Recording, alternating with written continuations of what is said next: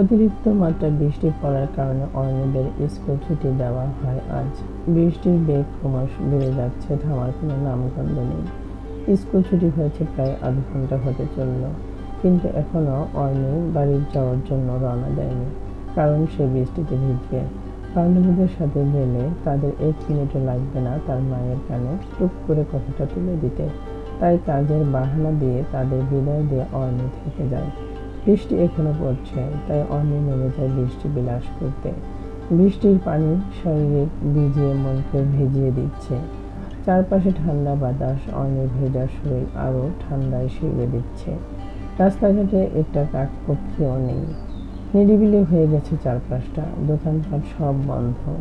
ইতিমধ্যে নদী থেকে পানি আসা শুরু করে দিয়েছে, আর তা অর্ণির পায়ের গোড়ালি পর্যন্ত চলে এসেছে। পা দিয়ে পানি এদিক ওদিক ছুঁড়ে মারছে অর্ণি। এই যেন নতুন খেলায় মেতে উঠেছে সে। পানি এদিক সেদিক ছুঁড়ে মারতে মারতে হঠাৎ সামনে একজনের গায়ে পানির ছিটকে পড়ে যায়। তখন অর্ণির মাথা নিচু অবস্থায় ছিল, তাই সামনে থাকা ব্যক্তিটির পা জোড়া দেখতে পাচ্ছিল। বিরক্ত হয়ে মাথা তুলে থাকাতেই আচমকা বাম গালে ব্যথা অনুভব করে। গালে হাত দিয়ে তাকিয়ে আছে সামনে থাকা ব্যক্তিটির দিকে। রক্তচক্ষু নিয়ে তার দিকে তাকিয়ে আছে ছেলেটি। লাল চোখ দেখে অর্ণি ভয় পেয়ে যায়। ছেলেটির গায়ের দিকে তাকাতে অর্ণি বুঝে যায় কেন সে থাপ্পড় দিয়েছে। ইস, পানি তো গায়ে! তুমি কি বাচ্চা নিয়ে এভাবে পা দিয়ে পানি ছুঁড়ে মারছিলে? এবার অর্ণি মুখ বন্ধ রাখতে পারেনি, তাই টুক করে বলে ওঠে, দেখেন ভাইয়া, আমি বাচ্চা না হলেও এখনো অতটা বড় হয়নি, গলা উঁচিয়ে। আজ আমার তাড়া আছে, তাই তোমাকে কিছু বললাম না। পরের বার তোমাকে যদি আমার চোখের সামনে দেখি তো তো নিচে সরে আরো 5-6টা থাপ্পড় দেব, বেয়াদব মেয়ে। আচ্ছা, আমিও দেখে নেব তাহলে আপনাকে, বলে অর্ণি হাত দিয়ে পানি নিয়ে সব আরাসের গায়ে ছুঁড়ে মেরে দৌড় দেয়। আরাস তো রেগে আগুন পায়। অর্ণির দৌড়ানোর সময় একবার গালে হাত দেয়, তারপর ছোট্ট করে শব্দ করে ওঠে, কারণ থাপ্পড়টা জোরেই দিয়েছিল তাই। বলে অর্ণি হাত দিয়ে পানি নিয়ে সব আরাসের। এসব পাত্তা না দিয়ে অর্ণি নিজের বাড়ি চলে আসে। সেখানে তার মায়ের আক্রমণ এতক্ষণ কোথায় ছিল? এসব পাত্তা না দিয়ে অর্ণি নিজের বাড়ি চলে আসে। সেখানে তার মায়ের আক্রমণ এতক্ষণ কোথায় ছিল? দেরি হলো কেন? আর ভেজা অবস্থায় সেটা দেখে আর কথায় নেই, চেঁচামেচি শুরু করে দেয়। জীবনেও শুধরাইবি না, রাতে জ্বর আসলে দেখিস, তোকে যদি আমি বাইরে পুকুরে ফেলে দিয়ে না আসি। রাগে গজগজ করতে করতে অর্ণির মা কথাগুলো বলেন। মায়ের কথা শুনে নিজের ঘর থেকে অর্ণি বলে ওঠে, হ্যাঁ হ্যাঁ, খাওয়াইছো, পড়াইছো, পালছো, এখন তো পুকুরেই ফেলবা। কেন বিয়ে দিতে পারছো না? সংসার করতাম।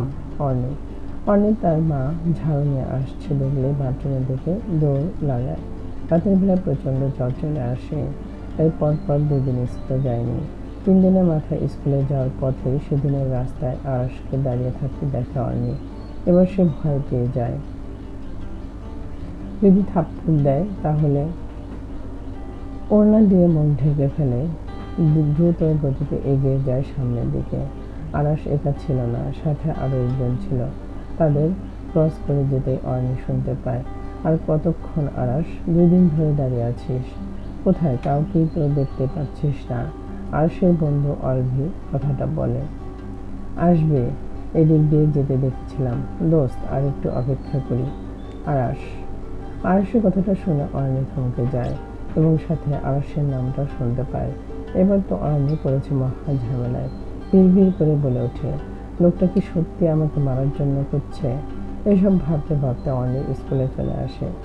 সবেমাত্র 10ম শ্রেণীতে পড়ে। চেহারাটা অসম্ভব সুন্দর এবং মায়াবী, যে কারোর নজর পড়বে হয়েছেও, তাই পড়েছে আরাসের চোখে। সেদিন আরাস তাড়াহুড়োতে থাকলেও অর্ণিকে পর্যবেক্ষণ করতে সময় নেয়নি। দেখার সাথে সাথে আরাসের মনটা এক শীতল অনুভূতি ছেয়ে যায়।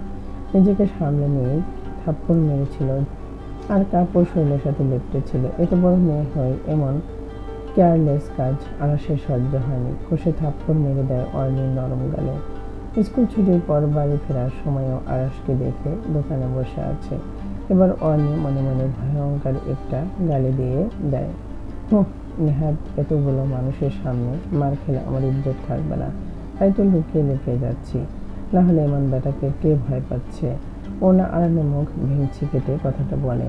পরের দিন থেকে অর্ণি আরসের ভয়ে বোরখা পরে স্কুলে যায়, যার ফলে আরসের চোখে পড়েনি অর্ণি। এভাবে 1 মাস কেটে যায়। না অর্ণি আরসকে দেখা দিয়েছিল, না আরস অর্ণিকে দেখেছিল। আরস পাগলের মতো করে অর্ণিকেই খোঁজে চলেছিল, কিন্তু পায়নি। তুমুল এক বৃষ্টির সময় দেখাটা হওয়া কি খুবই প্রয়োজন ছিল আমাদের? আরসের প্রশ্ন। না, তোমাকে দেখতে পাচ্ছি না, খুঁজে পাচ্ছি, কিন্তু আমার দৃঢ় বিশ্বাস তোমাকে ফিরে পাবোই। আরস। অর্ণি এখন কলেজে পড়ে। হঠাৎ একদিন একজন মহিলা আসে অর্ণিদের বাড়িতে। বিনা বাক্যে অর্ণির গলায় স্বর্ণের চেন পরিয়ে দেয় মহিলাটি।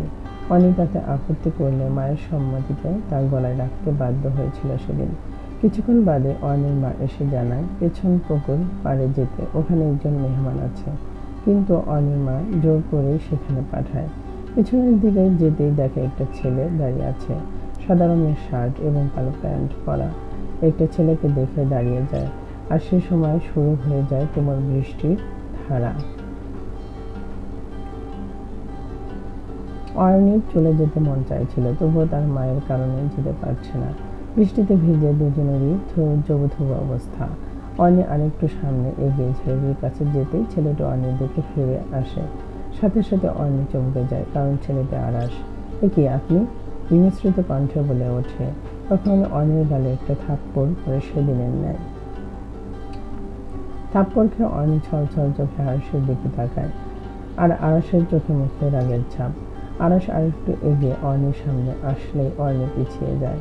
তখনই অর্ণির দুবাহু চেপে ধরে আরস। খুবই তো চালাকি করেছিল আমার সাথে, এখন দেখি লুকাও। কিভাবে লুকাবে? আরস।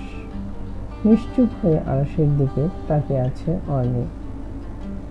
আরস অর্ণিকে আচমকা খুলে তুলে নিয়ে নেয়। তারপর পুকুর ঘাটে বসায়। অর্ণি তখনও ভাবলেস হয়ে তাকিয়ে আছে আরসের দিকে। সব মাথার উপর দিয়ে যাচ্ছে অর্ণির। কি হচ্ছে, কেন হচ্ছে? আরস এখানে কেন? কিছুই মাথায় আসছে না। অনেক চিন্তিত মুখ দেখে আরস আলতো করে অর্ণির দুগালে হাত রাখে। তুমি আমার থেকে লুকিয়েছিলে, আর আমি তোমাকে পাগলের মতো খুঁজে যাচ্ছিলাম। মৃদু স্বরে। কেন, থাপ্পড় মারার জন্য? সেটা তো মেরেছেন, এখন যেতে পারেন। আরসকে ধাক্কা দিয়ে সরিয়ে আরস হালকা হাসে। থাপ্পড় মারার জন্য না পাগলি, তোমাকে ভালোবাসিছি বলেই খুঁজেছিলাম। এখন তো পেয়েও গেছি, আর লুকাতে দিচ্ছি না তোমায়। অর্ণি এবার অভিমানে আরসকে সরিয়ে চলে যেতে চাইলে আরস আটকে ফেলে। আর কোথাও যেতে দিচ্ছি না। আমার মনের ভরণে এবার তোমায় আমার বাড়ি তুলবো আমার বউ বলে। অর্ণি আরসের দিকে তাকায়। চাইলেও রাগ আর অভিমান করতে পারছে না আরসের উপর। কেমন একটা মায়া অনুভব করছে, কিন্তু মনের মধ্যে প্রশ্ন জেগে ওঠে, আপনি কখন থেকে আমাকে ভালোবাসেন, আর আমার খোঁজ কিভাবে পেলেন? অর্ণি। আরস অর্ণির দিকে তাকিয়ে একটা হাসি দেয়। তারপর বৃষ্টি থেকেই শুরু এই অনুভূতি। কত উপভোগ্য ছিল সেই মুহূর্তটা, চোখের সামনে ভেসে উঠছে আবারও। আমি তোমাকে থাপ্পড় দিয়েছিলাম আমার গায়ে পানি মারার জন্য না, বরং বৃষ্টিতে ভিজে ছিল বলে, কারণ তোমার জামা কাপড় অস্বাভাবিক ছিল। একটু ইতস্ত বোধ করে কথাগুলো বলতে। আর তোমার খুঁজে আমার একটা ফ্রেন্ডের বাড়িতে যাওয়ার পথেই তোমাকে দেখি। ওর বাড়ি এখানে, ব্যাস। তারপরে মাকে নিয়ে তোমাদের বাড়ি। বৃষ্টি থেকেই শুরু অনুভূতি, বৃষ্টিতে সেই পূর্ণতা। বৃষ্টির শুরু থেকে থাপ্পড় আর ভালোবাসার পূর্ণতা পেয়েছে, তাও আবার থাপ্পড় দিয়ে। কি অদ্ভুত! অর্ণি গাল ফুলিয়ে কথাটা বলে। আরস অর্ণির গাল টেনে দিয়ে শক্ত করে জড়িয়ে ধরে।